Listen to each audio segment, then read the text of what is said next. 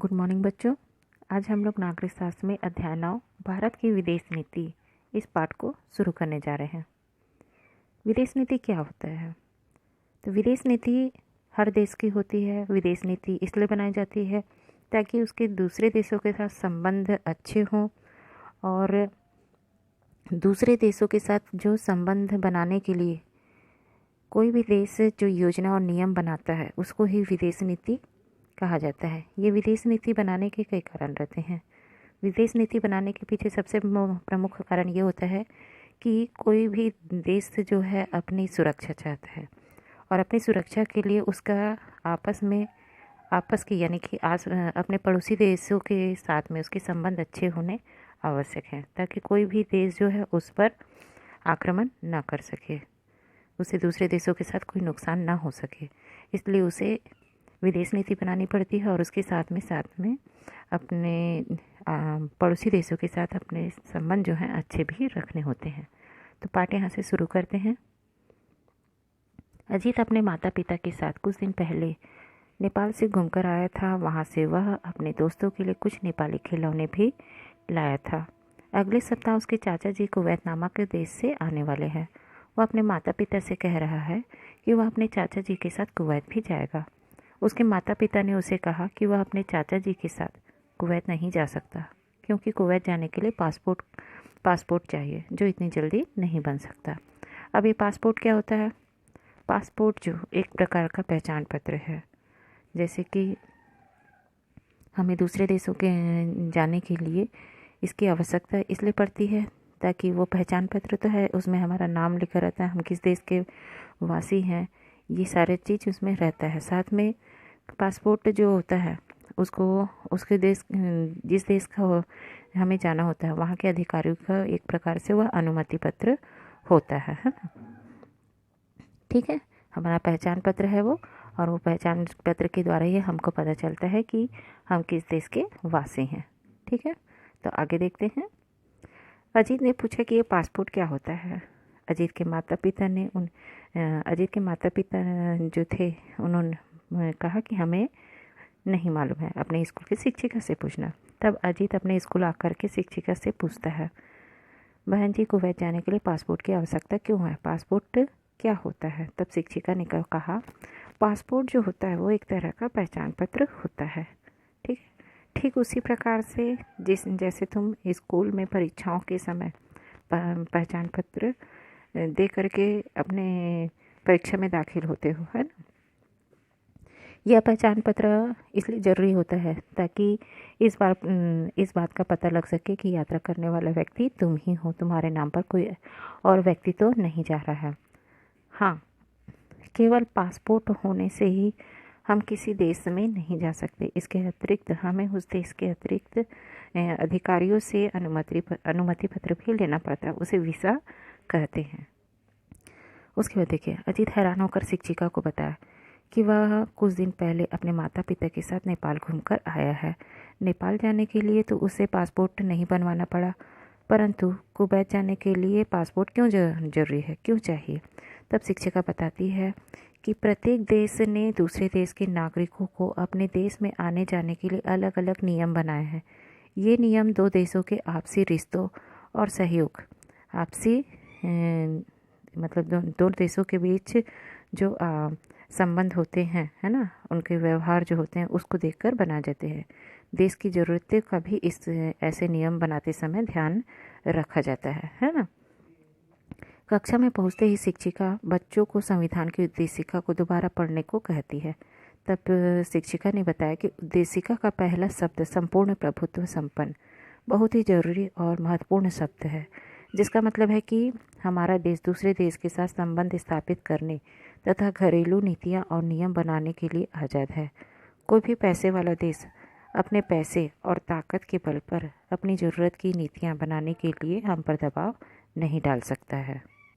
आगे देखिए, किसी भी देश द्वारा दूसरे देश के साथ संबंध स्थापित करने के लिए जो योजना और नियम बनाए जाते हैं उसे विदेश नीति के नाम से जाना जाता है। क्या सभी देशों की विदेश नीति एक जैसी होती है? सुरेश ने पूछा। शिक्षिका ने बताया, सभी देशों की विदेश नीति एक जैसी नहीं होती है। राजू ने कहा, एक मोहल्ले में रहते हुए भी हमारे सभी पड़ोसियों में से किसी के यहाँ हमारा ज़्यादा आना जाना होता है और किसी के यहाँ कम, तो किसी के यहाँ बिल्कुल भी नहीं जाते हैं। मतलब कि सब कोई के साथ संबंध एक जैसा तो नहीं होता है। यहाँ कहने का तात्पर्य ये है। वैसे ही विभिन्न जो हमारे देश हैं और पड़ोसी देश हैं, उनके साथ भी हमारा कुछ ऐसा ही व्यवहार, यानी कि हमारा जो आपसी मेल होता है इसी प्रकार का होता है। दूसरे देशों के साथ विदेश नीति बनाते समय सभी देशों की मुख्य ज़रूरत अपनी सीमाओं की सुरक्षा भी होती है। प्रत्येक देश उन देशों के साथ दोस्ती और सहयोग करने की कोशिश करता है तो उसकी बाहरी सीमाओं की सुरक्षा करने में सहायक हो सके। भारत अफगानिस्तान और नेपाल से इसलिए ज़्यादा करीब है क्योंकि वह चाहता है कि कोई भी विदेशी सेना जो है हमारे देश तक ना पहुँचे। इन देशों की वायु सीमाओं का भी भारत के खिलाफ प्रयोग ना किया जा सके। ये हो गया। फिर किसी भी देश की दूसरे देशों के साथ संबंधों की योजना बदलती रहती है। भारत में भी कई बार अपने संबंधों की योजनाएं बदलती है ना। अपनी संबंधों की योजनाएं जो है कई बार बदली है।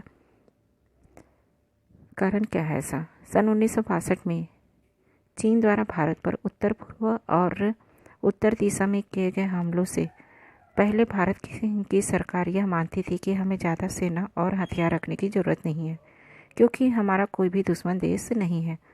चीन के साथ होने वाली लड़ाई में भारत को काफ़ी मुश्किलों का सामना करना पड़ा। इस लड़ाई के बाद भारत ने अपनी सैनिक योजना और विदेशों के साथ संबंधों की योजना में कुछ बदलाव किए और सेनाओं और हथियारों में वृद्धि की। राखी ने पूछा, क्या भारत की सरकार ने भी कुछ नियम बनाए हैं? शिक्षिका ने बताया कि भारत ने भी अपने कई सिद्धांत बनाए हैं। अब ये सिद्धांत क्या क्या है देखिए। पहला, देश द्वारा दूसरे देश की सीमाओं का सम्मान करना हमारी विदेश नीति का सबसे मुख्य सिद्धांत है। सुरक्षा, विकास एवं शांति के लिए यह भी जरूरी है कि एक देश दूसरे देश पर हमला न करे। दूसरा, एक देश दूसरे देश पर आक्रमण न करे और न ही दूसरे देशों के घरेलू मामलों में दखल दे।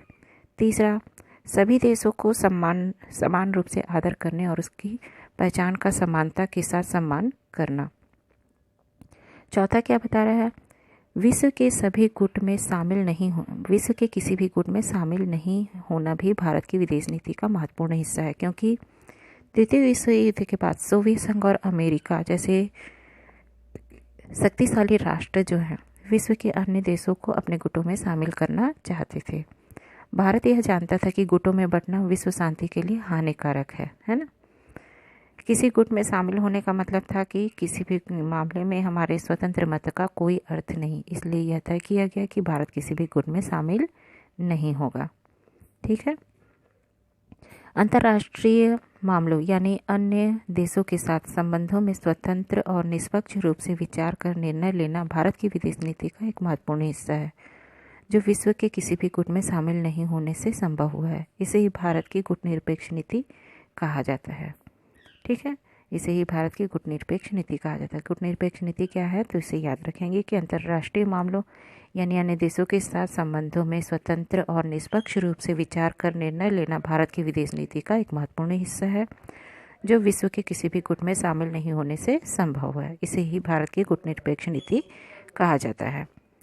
गुटनिरपेक्ष की इस नीति को विश्व शांति, अंतर्राष्ट्रीय सहयोग एवं विकास के लिए आवश्यक मानकर धीरे धीरे कई देश इसे अपनाने लगे। इसे अपनाने वाले राष्ट्रों का समूह गुटनिरपेक्ष राष्ट्र कहलाने लगा। इसके बाद देखिए पंचशील। पंचशील क्या है? पंचशील भारत की विदेश नीति का एक महत्वपूर्ण आधार है। पंचशील जो है संस्कृत के दो शब्दों पंच और शील से बना है। पंच का अर्थ है पाँच और शील का अर्थ है आचरण के नियम, अर्थात आचरण के 5 नियम। पंचशील पहली बार तिब्बत के मुद्दे पर 29 मई सन 1954 को भारत और चीन के बीच हुई संधि से साकार हुआ। संधि में उल्लेखित 5 बिंदु निम्नलिखित हैं। इन 5 बिंदुओं में पहला है एक दूसरे की प्रादेशिक अखंडता और तथा सर्वोच्च सत्ता के लिए पारस्परिक सम्मान की भावना, यानी सभी देशों की सरकारों और उनके फैसलों के प्रति सम्मान की भावना रखना और उनकी स्वतंत्रता और एकता को सम्मानपूर्वक स्वीकार करना। दूसरा है अनाक्रमण, अर्थात किसी दूसरे देश की सीमा पर आक्रमण नहीं करना। तीसरा, एक दूसरे के आंतरिक मामलों में हस्तक्षेप नहीं करना, अर्थात कोई भी देश अपने नागरिकों के लिए जो नियम और योजनाएं बनाए उसमें रोक टोक और उन्हें बदलने की कोशिश नहीं करना। चौथा, समानता और पारस्परिक लाभ, अर्थात किसी भी कारण से किसी भी देश को छोटा या बड़ा न मानकर समान मानना और एक दूसरे के हित में काम करना। पांचवा है शांतिपूर्ण सह अस्तित्व। शांतिपूर्ण सह अस्तित्व में क्या है? इसका अर्थ है सभी देश अपनी आज़ादी को बनाए रखेंगे और एक दूसरे की आज़ादी के लिए शांतिपूर्वक मदद करेंगे। अपने बीच होने वाले विवादों को शांतिपूर्वक चर्चा से हल करना। भारत ने हमेशा इन सिद्धांतों पर अमल किया है। अन्य देशों या पड़ोसी देशों में भूमि सीमा, पानी के बंटवारे या अन्य विवादों को शांतिपूर्वक हल करने का प्रयास किया है। ठीक है, तो इस प्रकार से आज ये पाठ जो है समाप्त होता है। इसके द्वारा आज हमने जाना कि भारत या फिर अन्य देशों की विदेश नीति जो होती है वो एक दूसरे के हित के लिए ही होती है। अपने लाभ के साथ साथ में दूसरे देशों का भी हित इसमें छिपा हुआ होता है।